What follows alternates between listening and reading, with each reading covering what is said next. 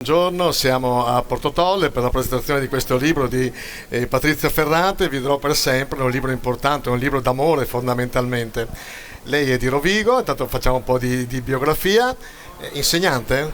Ex. È un libro intimo, nel senso che lei parla di una grandissima storia d'amore, la storia d'amore con suo marito. Quanto è difficile mettersi a nudo in un libro? Di solito è una prerogativa della poesia.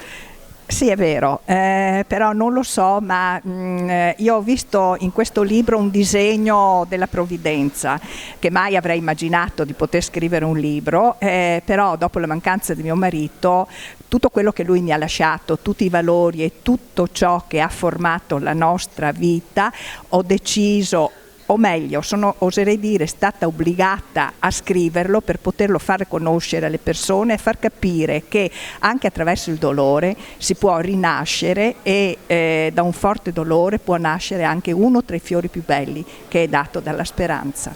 La scrittura può essere anche una maniera per metabolizzare il lutto? Sicuramente sì, è stata terapeutica, lo era, lo è, lo sarà sempre.